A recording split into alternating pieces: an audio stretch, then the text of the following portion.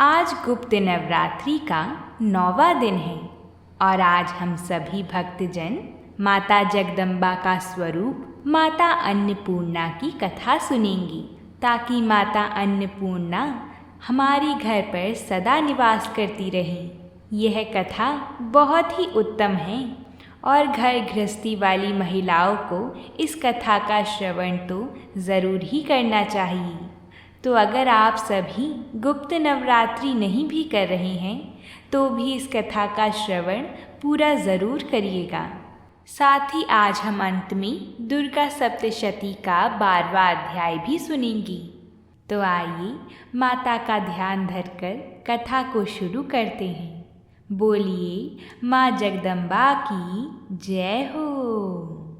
एक समय की बात है, काशी निवासी धनंजय की पत्नी का नाम सुलक्षणा था। उसे अन्य सब सुख प्राप्त थे, केवल निर्धनता ही उसके दुख का एकमात्र कारण था। यह दुख उसे हर समय सताता रहता था। एक दिन सुलक्षणा पति से बोली, स्वामी आप कुछ उद्यम करो तो काम चले, इस प्रकार कब तक काम चलेगा। सुलक्षणा की बात धनंजय के मन में बैठ गई और वह उसी दिन विश्वनाथ शंकर जी को प्रसन्न करने के लिए बैठ गया और कहने लगा, हे देवाधिदेव विशेश्वर, मुझे पूजा पाठ कुछ आता नहीं है, केवल आपके भरोसे बैठा हूँ। इतनी विनती करके वह 2-3 दिन तक भूखा प्यासा बैठा रहा। यह देखकर भगवान शंकर ने उसके कान में अन्नपूर्णा अन्नपूर्णा अन्नपूर्णा अन्नपूर्णा कहा। इस प्रकार 3 बार कहा। यह कौन क्या कह गया, इसी सोच में धनंजय पड़ गया कि मंदिर में आती ब्राह्मणों को देखकर पूछने लगा, पंडित जी अन्नपूर्णा कौन है। ब्राह्मणों ने कहा, तू अन्न छोड़ बैठा है सो तुझे अन्न की ही बात सूझती है, जा घर जाकर अन्न ग्रहण कर ले। धनंजय घर गया, स्त्री से सारी बात कही। वह बोली, नाथ चिंता मत करो, स्वयं शंकर जी ने यह मंत्र दिया है, वह स्वयं ही खुलासा करेंगे, आप फिर जाकर उनकी आराधना करो। धनंजय फिर जैसा का तैसा पूजा में बैठ गया। रात्रि में शंकर जी ने आज्ञा दी और कहा, तू पूर्व दिशा में चला जा। वह अन्नपूर्णा माता का नाम जपता जाता और रास्ते में फल खाता जाता। इस प्रकार कितने ही दिनों तक वह चलता गया। वहाँ उसे चांदी सी चमकती वन की शोभा देखने में आई, सुंदर सरोवर देखने में आया। उसके किनारे कितनी ही अप्सराएं झुंड बनाए बैठी थी, एक कथा सुनती और सब मिलकर माँ अन्नपूर्णा इस प्रकार बार बार कहती थी। धनंजय ने उसके पास जाकर पूछा, हे देवियों आप यह क्या करती हो। उन सब ने कहा, हम सब माँ अन्नपूर्णा का व्रत करती हैं। धनंजय ने पूछा, व्रत पूजा करने से क्या होता है, यह किसी ने किया भी है, इसे कब किया जाता है। वह कहने लगी, इस व्रत को सब कर सकते हैं। 21 दिन तक के लिए 21 गांठ का सूत लेना चाहिए। 21 दिन यदि ना बने तो एक दिन उपवास करी, यह भी ना बने तो केवल कथा सुनकर प्रसाद ले ली। निराहार कथा कहें, कथा सुनने वाला कोई ना मिले तो पीपल के पत्तों को रखकर सुपारी या घृत कुमारी वृक्ष को सामने कर, दीपक को साक्षी कर, सूर्य गाय तुलसी या महादेव को बिना कथा सुनाए मुख में दाना ना डालें। यदि भूल से कुछ पड़ जाए तो 1 दिवस फिर उपवास करें। व्रत के दिन क्रोध न करें और झूठ ना बोलें। धनंजय बोला, इस व्रत के करने से क्या होता है। वह कहने लगी, इसके करने से अंधों के नेत्र मिल जाती हैं, लूलों के हाथ मिले, निर्धन के घर धन आए, बांझी को संतान मिले, मूर्ख को विद्या आए। जो जिस कामना से व्रत करे माँ उसकी इच्छा पूरी करती हैं। वह कहने लगा, मेरे पास भी धन नहीं है, विद्या नहीं है, कुछ भी तो नहीं है, मैं तो दुखिया ब्राह्मण हूँ, मुझे इस व्रत का सूत दोगी। कन्याओं ने बोला, हाँ भाई तेरा कल्याण हो, हम तुम्हें अवश्य देंगे, ले इस व्रत का मंगल सूत ले। धनंजय ने व्रत किया। व्रत पूरा हुआ तभी सरोवर में से 21 खंड की स्वर्ण सीढ़ी हीरा मोती जड़ी हुई प्रकट हुई। धनंजय बोला, जय अन्नपूर्णा माता, जय अन्नपूर्णा माता, और ऐसा कहता जाता था। इस प्रकार कितनी ही सीढ़ियां उतर गया तो क्या देखता है कि करोड़ों सूर्य से प्रकाशमान अन्नपूर्णा माता का मंदिर है। उसके सामने स्वर्ण सिंहासन पर माता अन्नपूर्णा विराजमान है। सामने भिक्षा हेतु भगवान शंकर खड़े हैं। दिवांगनाएं चंवर डुलाती हैं। कितने ही हथियार बांधे पहरा देती हैं। धनंजय दौड़कर जगदम्बा के चरणों में गिर गया। देवी उसके मन का कलेश जान गई थी। धनंजय कहने लगा, माता आपको अपनी दशा क्या बताऊं। माता बोली, मेरा व्रत किया है, जा संसार तेरा सत्कार करेगा। माता ने धनंजय की जीहवा पर बीज मंत्र लिख दिया। अब तो उसके रोम रोम में विद्या प्रकट हो गई। इतने में क्या देखता है कि वह काशी विश्वनाथ के मंदिर में खड़ा है। माँ का वरदान ली धनंजय घर गया। सुलक्षणा से सब बात कही। माताजी की कृपा से उसके घर में संपत्ति उमड़ने लगी। छोटा सा घर बहुत बड़ा गिना जाने लगा। जैसे शहद के छत्ते में मक्खियां जमा होती हैं, उसी प्रकार अनेक सगे संबंधी आकर उसकी बड़ाई करने लगे। इतना धन और इतना बड़ा घर, सुंदर संतान नहीं तो इस कमाई का कौन भोग करेगा। सुलक्षणा से संतान नहीं है, इसलिए तुम दूसरा विवाह कर लो। अनिच्छा होते हुए भी धनंजय को दूसरा विवाह करना पड़ा और सती सुलक्षणा को सौत का दुख उठाना पड़ा। इस प्रकार दिन बीतते गए। नए बंधन से बंधे पति से सुलक्षणा ने कहलाया कि हम व्रत के प्रभाव से सुखी हुए हैं, इस कारण यह व्रत छोड़ना नहीं चाहिए। यह माताजी का प्रताप है जो हम इतने संपन्न और सुखी हैं। सुलक्षणा की बात सुन धनंजय उसके यहाँ आया और व्रत में बैठ गया। नई बहू को इस बात की खबर नहीं थी। वह धनंजय के आने की राह देख रही थी। दिन बीतते गए और व्रत पूर्ण होने में 3 दिवस बाकी थे। नई बहू को खबर पड़ी। उसके मन में ईर्ष्या की ज्वाला दहकने लगी। तब वह सुलक्षणा के घर आ पहुंची और उसने वहां भगदड़ मचा दी। वहां धनंजय को अपने साथ ले गई। वह अपने पति धनंजय को अपने साथ ले गई। नए घर में धनंजय को थोड़ी देर के लिए निद्रा ने आ दबाया। इसी समय नई बहू ने उसका व्रत का सूत तोड़कर आग में फेंक दिया। तब तो माताजी का कोप जाग गया। घर में अकस्मात आग लग गई। सब कुछ जलकर खाक हो गया। सुलक्षणा जान गई और पति को फिर अपने घर ले आई। नई बहू रूठकर अपने पिता के घर जा बैठी। पति को परमेश्वर मानने वाली सुलक्षणा बोली, हे नाथ, घबराना नहीं, माताजी की कृपा अलौकिक है। पुत्र कुपुत्र हो जाता है पर माता कुमाता नहीं होती। अब आप श्रद्धा और भक्ति से आराधना शुरू करो, वे जरूर हमारा कल्याण करेंगी। धनंजय फिर माता के पीछे पड़ गया। फिर वहीं सरोवर सीढ़ी प्रकट हुई। उसमें माँ अन्नपूर्णा कहकर वह उतर गया। वहां जाकर माताजी के चरणों में रुदन करने लगा।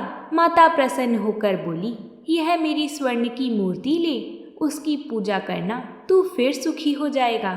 जा, तुझे मेरा आशीर्वाद है। तेरी स्त्री सुलक्षणा ने श्रद्धा से मेरा व्रत किया है, उसे मैंने पुत्र दिया है।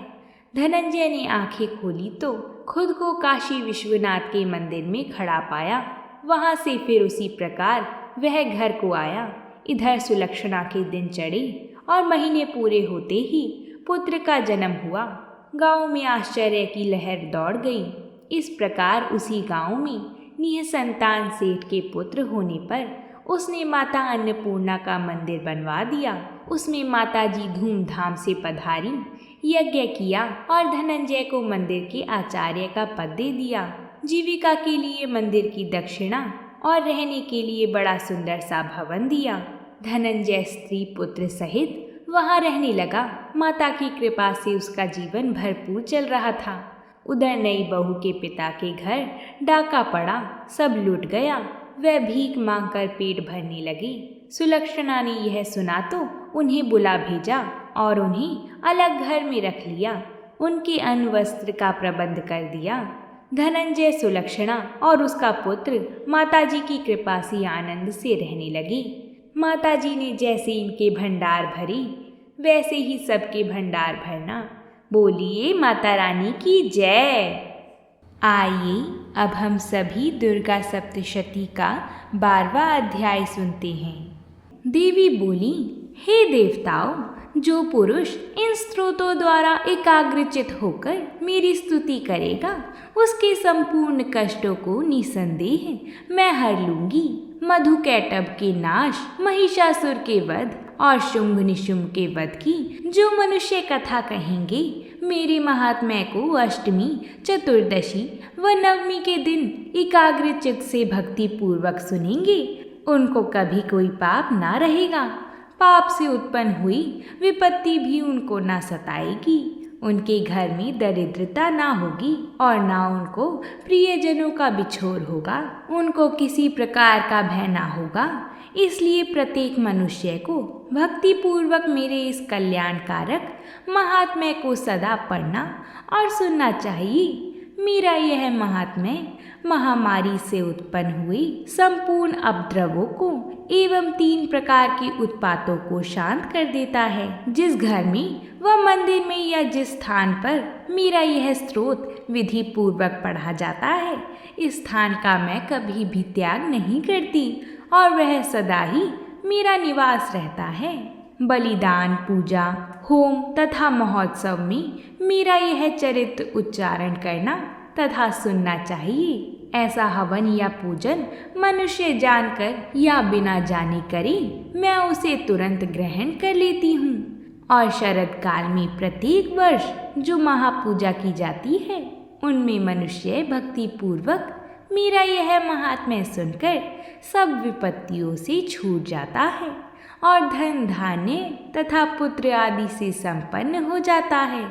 और मेरे इस महात्म्य व कथाओं इत्यादि को सुनकर मनुष्य निर्भय हो जाता है और महात्म्य की श्रवण करने वालों के शत्रु नष्ट हो जाते हैं तथा कल्याण की प्राप्ति होती है और उनका कुल आनंदित हो जाता है। सब कष्ट शांत हो जाते हैं तथा भयंकर स्वप्न दिखाई देना तथा घरेलू दुख इत्यादि सब मिट जाती है। बाल गृहों में ग्रसित बालकों के लिए यह मेरा महात्म्य परम शांति देने वाला है।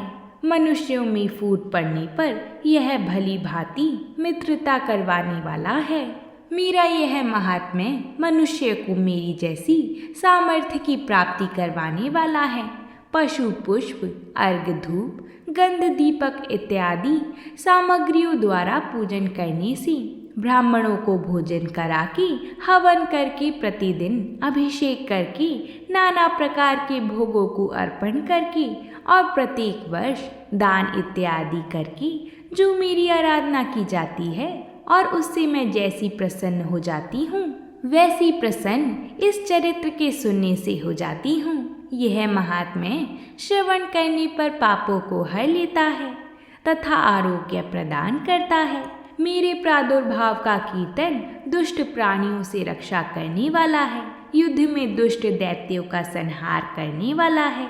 इसके सुनने से मनुष्यों को शत्रुओं का भय नहीं रहता। हे देवताओं, तुमने जो मेरी स्तुति की है अथवा ब्रह्मा जी ने जो मेरी स्तुति की है, वह मनुष्यों को कल्याणमयी बुद्धि प्रदान करने वाली है। वन में सूने मार्ग में अथवा दावानल से घिर जाने पर, वन में चोरों से घिरा हुआ या शत्रुओं द्वारा पकड़ा हुआ, जंगल में सिंहों से, व्याघ्रों से या जंगली हाथियों द्वारा पीछा किया हुआ, राजा के क्रोध हो जाने पर, मारे जाने के भय से, समुद्र में नाव के डगमगाने पर, भयंकर युद्ध में फंसा होने पर, किसी भी प्रकार की पीड़ा से पीड़ित, घोर बाधाओं से दुखी हुआ मनुष्य मेरे इस चरित्र को स्मरण करने से संकट से मुक्त हो जाता है। मेरे प्रभाव से सिंह, चोर या शत्रु इत्यादि दूर भाग जाते हैं और पास नहीं आते। महर्षि ने कहा, प्रचंड पराक्रम वाली माता भगवती चंडिका यों कहने के पश्चात सब देवताओं के देखते ही देखते अंतर ध्यान हो गईं और संपूर्ण देवता अपने शत्रुओं के मारे जाने पर पहले की तरह यज्ञ भाग का उपभोग करने लगी और उनको अपने अधिकार फिर से प्राप्त हो गए तथा युद्ध में देवताओं के शत्रु शुंभ व निशुंभ के देवी के हाथों मारे जाने पर बाकी बचे राक्षस पाताल लोक को चले गए। हे राजन, इस प्रकार भगवती अंबिका नित्य होती हुई बार बार प्रकट होकर इस जगत का पालन करती हैं। इसको मोहित करती हैं, जन्म देती हैं और प्रार्थना करने पर समृद्धि प्रदान करती हैं। भगवती ही महाप्रलय के समय महामारी का रूप धारण करती हैं और वही संपूर्ण ब्रह्मांड में व्याप्त हैं। वही भगवती समय समय पर तथा महामारी का रूप बनाती हैं और स्वयं अजन्मा होती हुई भी सृष्टि के रूप में प्रकट होती हैं। वह सनातनी देवी प्राणियों का पालन करती हैं और वही मनुष्य की अभ्युदय के समय घर में लक्ष्मी का रूप बनाकर स्थित हो जाती हैं तथा अभाव के समय दरिद्रता बनकर विनाश का कारण बन जाती हैं। पुष्प, धूप और गंध आदि से पूजन करके उनकी स्तुति करने से वह धन एवं पुत्र देती हैं और धर्म में शुभ बुद्धि प्रदान करती हैं। तो इस प्रकार श्री मार्कंडेय पुराण में सावर्णिक मनवंतर की कथा के अंतर्गत देवी महात्म्य में फल स्तुति नामक 12वां अध्याय पूरा हुआ। बोलिए माँ जगदम्बा की जय हो। अगर आप सभी को हमारी कथा पसंद आई हो तो वीडियो को लाइक और चैनल को सब्सक्राइब ज़रूर करें। साथ ही में कमेंट बॉक्स में जय माता दी ज़रूर लिख कर जाएं। अब हम आपसे कल मिलेंगे देवी महात्म्य के दूसरे अध्याय के साथ। तब तक के लिए प्रेम से बोलिए जय माता दी।